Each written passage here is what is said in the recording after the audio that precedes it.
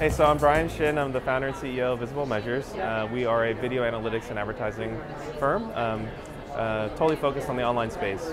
And just on a panel here at OMMA Video, and we were talking about when consumers choose, does everybody win?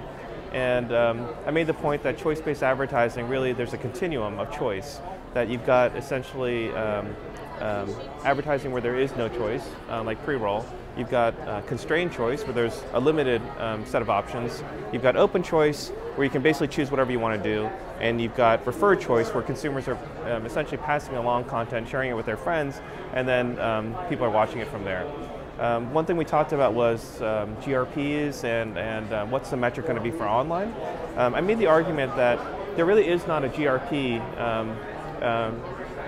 so much for online, but you could basically use impressions, because GRPs represent impressions, and but the holy grail when you talk about consumer choice is viewership, because consumers choosing to watch advertising as content is the most valuable type of advertising that you could have, because essentially consumers are endorsing that content on your behalf, and they're doing a lot of the heavy lifting for you, and when they pass it along, you generate earned media.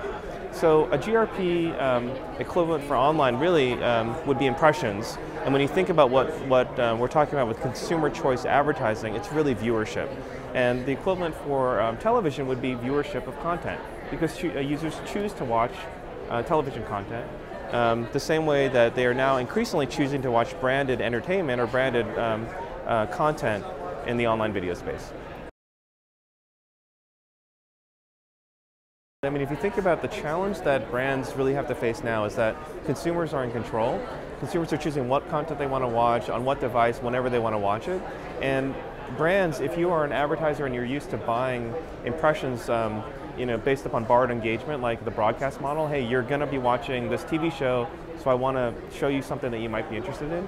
That model changes when the consumer is in control. And so it's a struggle actually for people who produce content, as well as for brands who are trying to message to consumers, because how do you really build up an audience when the consumption is so fragmented?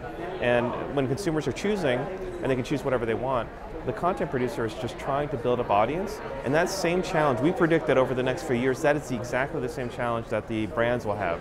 Brands will be trying to build up viewership for their content the same way that traditional content producers will be trying to build up viewership for their content. So the challenge is one and the same, but it's the fastest growing segment of advertising is this whole concept of social video, which is basically user-initiated viewership of brands as content. You're seeing, just as one example, the growth in the consumption of Super Bowl videos on television versus online, where users have to choose to watch the videos.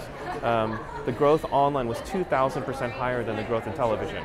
So you're seeing tremendous growth. You're seeing also just overall the consumption of social video branded content increased by over 400% in 2011 over 2010.